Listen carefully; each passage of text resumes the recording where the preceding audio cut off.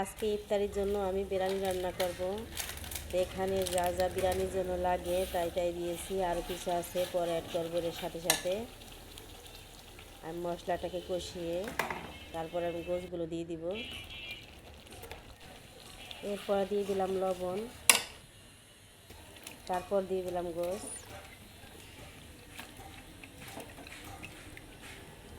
আমি আস্তে আস্তে সব কিছু অ্যাড করবো এর সাথে।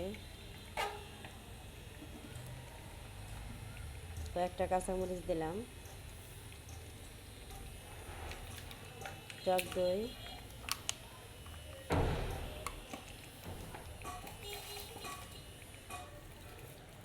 পেঁয়াজ বেরেস্তা, এখানে আলু বোকারা কিশমিশ আছে, এগুলো দিয়ে দিলাম।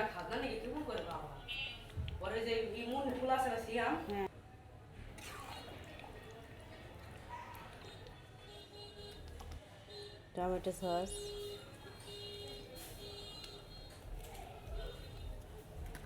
তুই তোর নানুর কাছে কই আসিস নাই? এরপর একটু কেওড়া জল দিয়ে দিলাম, তারপর একটু লিকুইড দুধ দিলাম, গরুর দুধ। আমার বই ফিরে যাওয়া লাগবে না। এরপর ভালোভাবে এটাকে কষিয়ে নেব।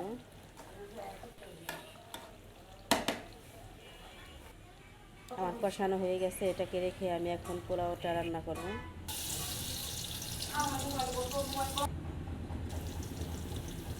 পোলাওর জন্য পেঁয়াজটাকে কিছুক্ষণ ভেজে আমি এর মধ্যে আদা রসুন দিয়ে দিলাম।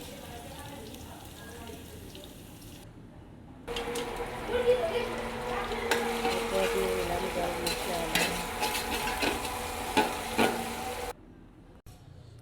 এরপর আমি চালগুলো দিয়ে চালগুলোকে কষিয়ে নেব ভালো করে। আর এক পাশে আমার গরম পানি করা আছে, আমি গরম পানি দিয়ে দেবো চালগুলো কষানো হলে পরে।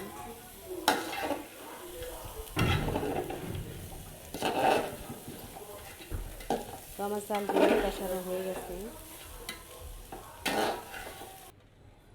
আমি এখন এটার মধ্যে দিয়ে দেবো।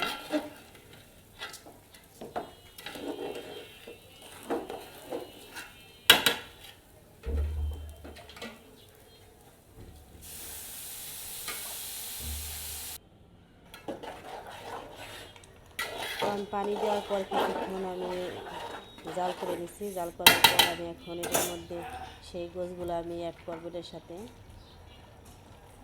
তো অনেকে আছে পানি গরম করে ফুটানো পানির মধ্যে চাল দিয়ে রান্না করে, তো আমার কাছে কষিয়ে রান্না করা এইভাবেই ভালো লাগে চাল দিয়ে।